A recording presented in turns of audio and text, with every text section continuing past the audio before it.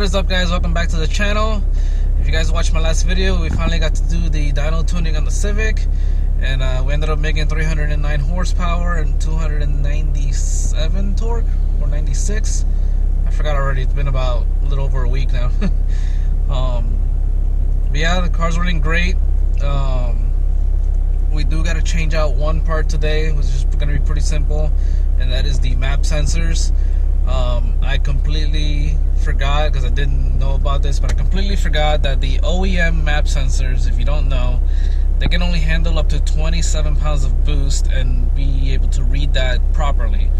Anything beyond the 27 pounds of boost, they don't really read it right, and you can start getting check engine lights and this and that. And that's what happened to me, because if you watch my last video on the dyno, I was pushing 29 pounds of boost. So 29 pounds of boost being a little bit over the 27, the sensors just couldn't read it right. I started getting check engine lights and all these other lights, and the car kind of slowed down and was running a little bit weird.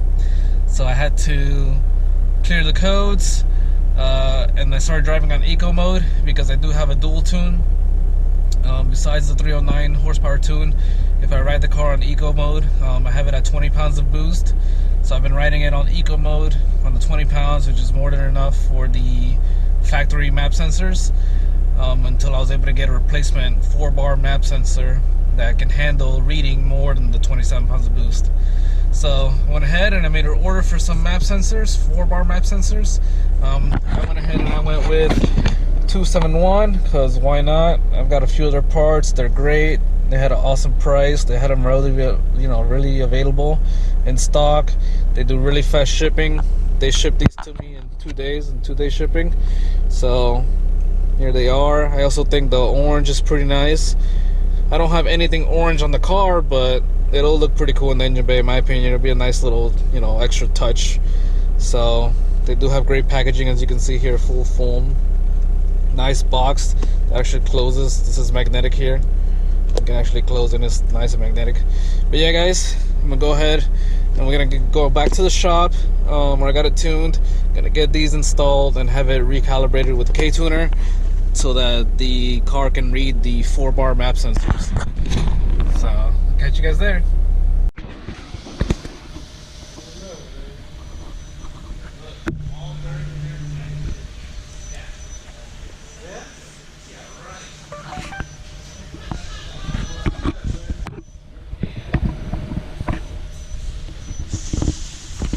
Installed and ready to get recalibrated. Now we can have no more problems and run the 29 pounds no problem. Can't wait. Alright, guys, we got the sensors in. Car is reflashed. So let's see. I should be able to punch it and not get any check engine lights.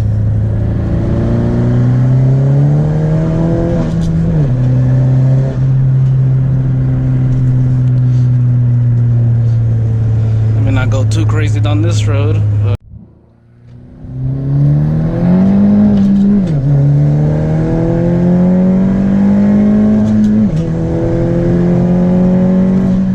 ooh, oh man, I am so excited. I've been waiting so long to have this car with this turbo running right for a while now, since I bought the damn turbo almost a year ago now.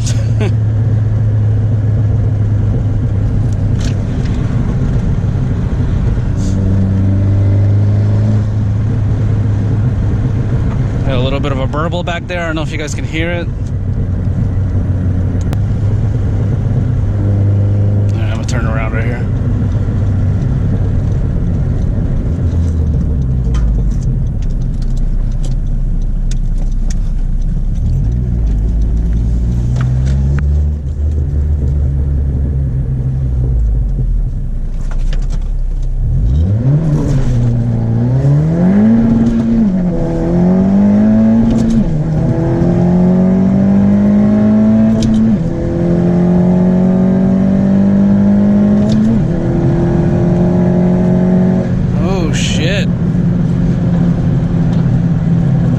It's been a while since this car has felt this fast.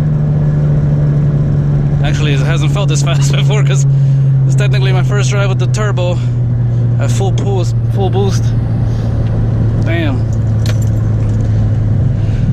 I'm definitely gonna have to set this up later to the tuner view and do its quarter-mile run and see what it does now. But man, that felt really good. No lights on the dash, as you can see.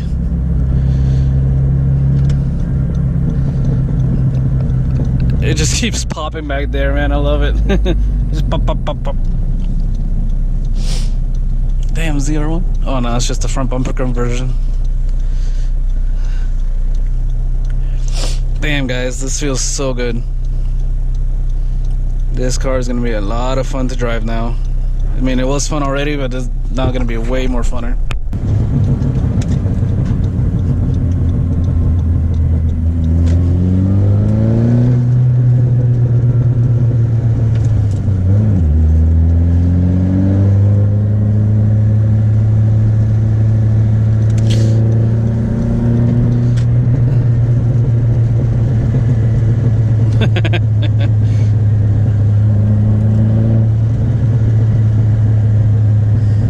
Those deceleration pops is so fun. That sounds so good. Alright, I think I gotta turn to here.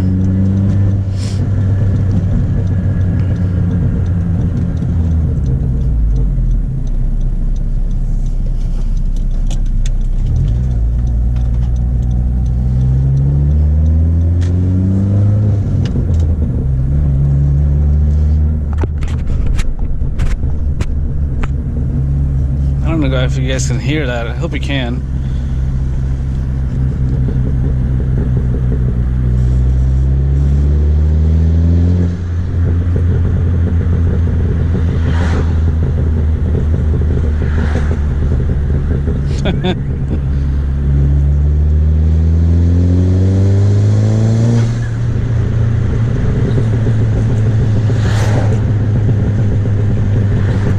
Oh god, that sounds so good.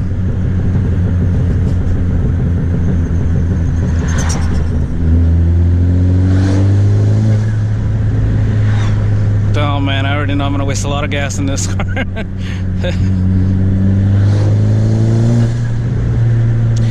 My MPG just went down the drain.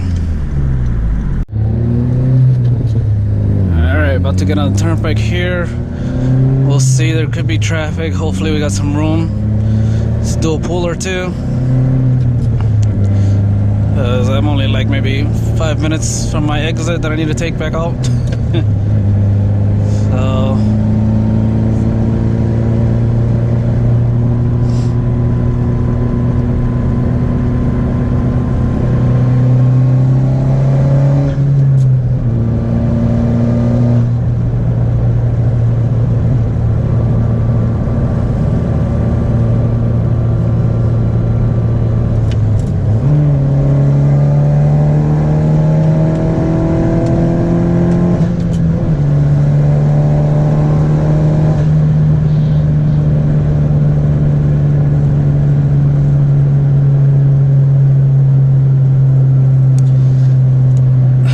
So unfortunately, I do gotta one day get the speedometer fixed, because right now, since we changed out the final gear drive, that reads higher than what I'm actually doing.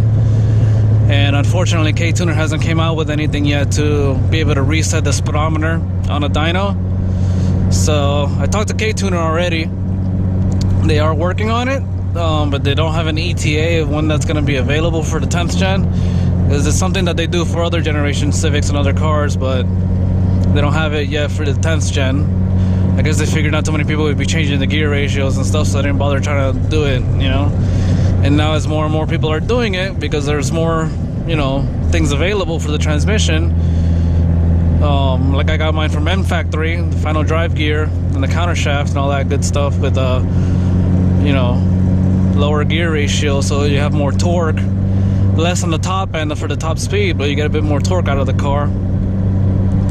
And that obviously changes the speedometer readings, because you know, the gear's a different size, so it's not spinning at the same rate as the OEM one was. So like right now it says that I'm doing 70, but I'm probably really only doing like 65, because it's about 5 miles an hour difference. So we'll see. I'll keep checking in with K-Tuner whenever that becomes available. That'll be the next priority to do, because it kind of sucks not knowing how fast you're actually going.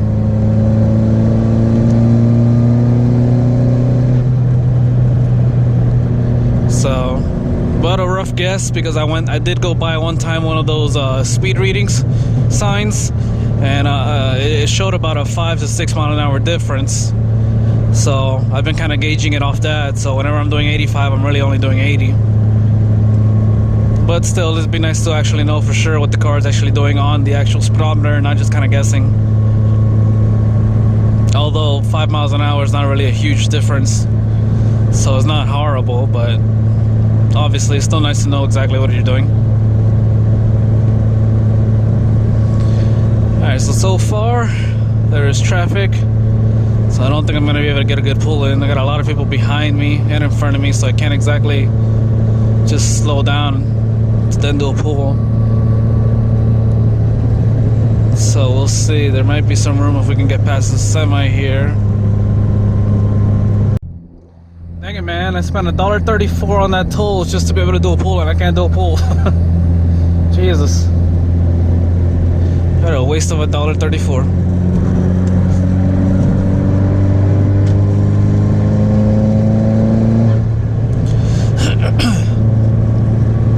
Too many slow people in the fast lane. Every time. God, do you guys hear those pops? Even at this speed, if I let off the gas, it just pop, pop, pop, pop, pop, pop, pop, pop, pop, pop back there. Sounds awesome. I think I got a little bit of space to slow down here. Just a little bit, not too crazy. 60 miles an hour was maybe a fourth gear pull.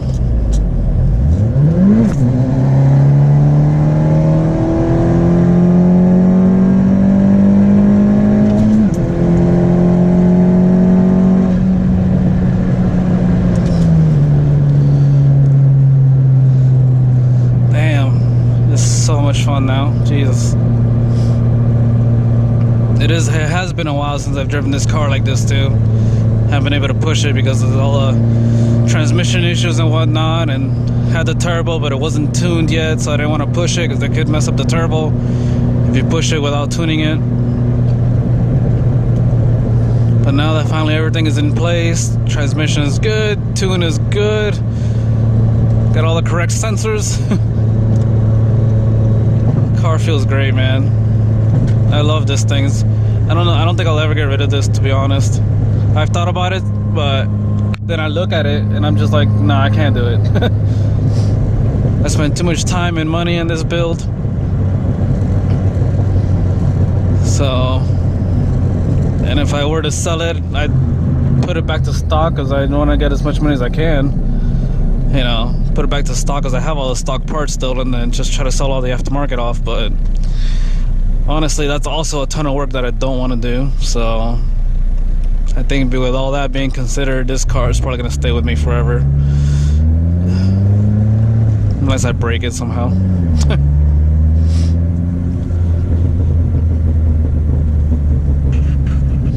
You guys hear the pops?